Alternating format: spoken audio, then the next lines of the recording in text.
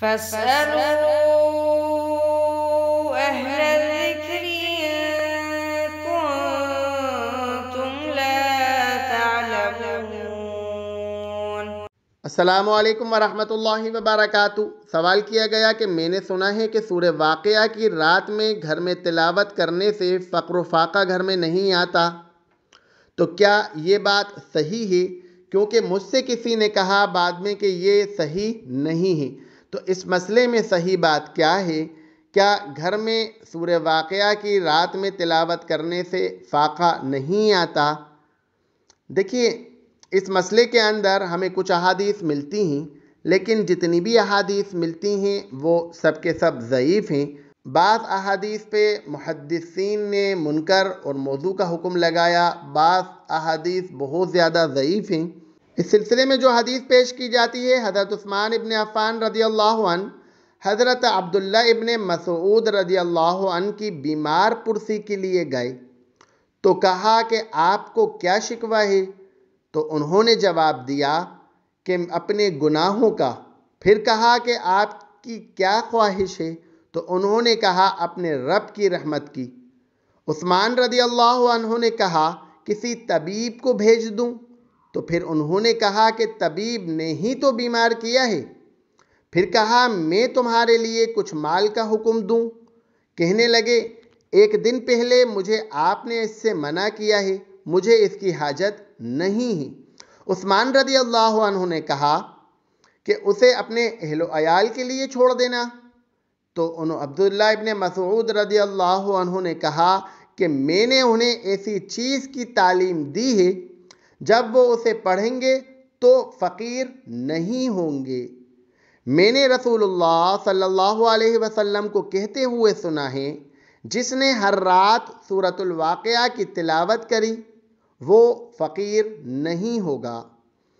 یہ روایت ملتی ہے، لیکن یہ روایت صحیح نہیں ہے، یہ روایت ضعیف ہے۔ اس روایت کی سند کے اندر ایک راوی ہے جس کا نام ہے شجاع یا پھر ابو شجاع، وہ مجہول راوی ہے۔ امام احمد بن حنبل رحمۃ اللہ علیہ کہتے ہیں کہ یہ روایت منکر ہے اور اس کی سند میں شجاع اور الفری کو میں نہیں جانتا۔ اسی طرح اس کی سند میں دوسرا راوی ہے ابو طیبہ یا ابو ذبیہ، یہ بھی مجہول ہے۔ شیخ البانی رحمۃ اللہ علیہ اس حدیث کو ضعیف قرار دیتے ہیں اور اپنی 4 وجوہات بیان کرتے ہیں، اور وہ کہتے ہیں کہ یہ حدیث منقطع ہے، جیسا کہ امام دارقطنی وغیرہ نے کہا۔ اس کا متن منکر ہے، جیسا کہ امام احمد نے ذکر کیا۔ اس کے راوی ضعیف ہیں، جیسا کہ امام ابن جوزی نے کہا۔ یہ روایت مضطرب ہے، اور اس کے ضعیف ہونے پر امام احمد بن حنبل، امام ابو حاتم، امام ابن ابی حاتم، امام دارقطنی، امام بہقی، ان تمام محدثین کا اجماع ہے، وہ کہتے ہیں کہ یہ حدیث صحیح نہیں ہے۔ دوسری حدیث جو ہے وہ بھی حضرت عبداللہ ابن مسعود رضی اللہ عنہ سے روایت ہے۔ وہ فرماتے ہیں کہ میں نے رسول اللہ صلی اللہ علیہ وسلم سے کہتے ہوئے سنا، جس شخص نے ہر رات سورۃ الواقعہ تلاوت کی اسے فاقہ کبھی نہیں پہنچے گا۔ حضرت عبداللہ ابن مسعود رضی اللہ عنہ نے فرمایا میں نے اپنی بیٹیوں کو حکم دیا ہے کہ وہ اسے ہر رات تلاوت کریں۔ تو یہ حدیث بھی صحیح نہیں ہے۔ تیسری حدیث جو ہمیں ملتی ہے حضرت عبداللہ ابن عباس رضی اللہ عنہ سے مرفوعاً روایت ہے۔ وہ کہتے ہیں جس شخص نے ہر رات سورۃ الواقعہ تلاوت کی اسے کبھی فاقہ نہیں پہنچے گا، اور جس نے ہر رات لا اقسم بیوم القیامہ تلاوت کی وہ اللہ سے قیامت والے دن اس حال میں ملاقات کرے گا کہ اس کا چہرہ 14ویں رات کی چاند کی طرح ہوگا۔ یہ حدیث کو محدثین نے موضوع قرار دیا ہے، یہ حدیث بھی صحیح نہیں ہے۔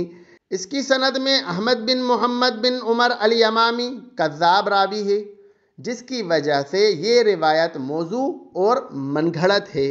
اس کے بعد جو روایت ملتی ہے حضرت انس رضی اللہ عنہ سے مرفوعاً روایت ہے، جس نے سورۃ الواقعہ کی تلاوت کی اور اسے سیکھا وہ غافل لوگوں میں نہیں لکھا جائے گا، اور اس کے گھر والے فقیر نہیں ہوں گے۔ یہ حدیث بھی صحیح نہیں ہے۔ اس حدیث کی سند میں بھی ایک راوی ہے عبد القدوس بن حبیب، جو کہ متروک ہے۔ امام ابن حبان نے بھی اس بات کی تصحیح کری اور کہا کہ یہ روایت گڑتا تھا۔ امام عبداللہ ابن مبارک نے اسے کذاب قرار دیا۔ تو اس سلسلے میں جتنی بھی روایت ہمیں ملتی ہیں وہ سب کے سب موضوع ہیں، من گھڑت ہیں یا بہت شدید ضعیف ہیں، اسی لیے اس پر عمل کرنا صحیح نہیں ہے۔ وآخر دعوانا ان الحمد للہ رب العالمین۔